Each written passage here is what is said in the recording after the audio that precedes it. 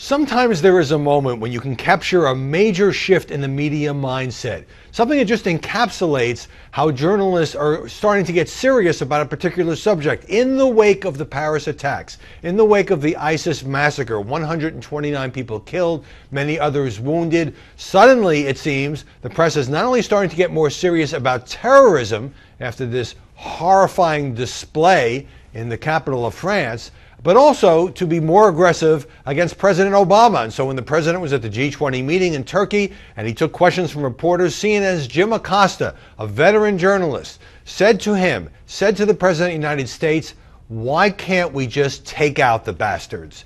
And there was a whole cascade of questions from journalists toward President Obama that essentially boiled down to, why have you made so little progress against ISIS? Why have you underestimated the threat from ISIS? And as Obama gave his long discursive answers about we're doing everything we can and we're actually doing this and we're doing that, but didn't propose any major new steps, certainly said he was not going to send ground troops to the Middle East to try to be more aggressive against ISIS, talked about how it doesn't work. I guess this is the lesson that he drew from the Iraq War, to send ground troops if the local population is not supporting your efforts. So as the president got frustrated and said, these questions are getting repetitive, the reason, Mr. President, is that your answers didn't satisfy the journalists in that room.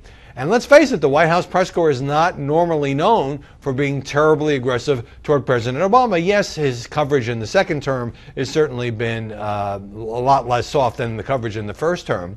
But we see the signs of this new media seriousness in the wake of Paris in many different venues. We saw it at the Saturday night Democratic debate hosted by CBS when moderator John Dickerson asked Hillary Clinton and Bernie Sanders and Martin O'Malley, why won't you say we are at war with radical Islam? And all those three Democrats declined to put it in those terms. We saw it on Fox News Sunday when Chris Wallace was interviewing Ben Carson and said, do you have the experience in foreign policy at this critical time? And who would you call first? What country would you call first? Put together what you say you want, a global coalition against ISIS. And Dr. Carson was not able to name a particular country.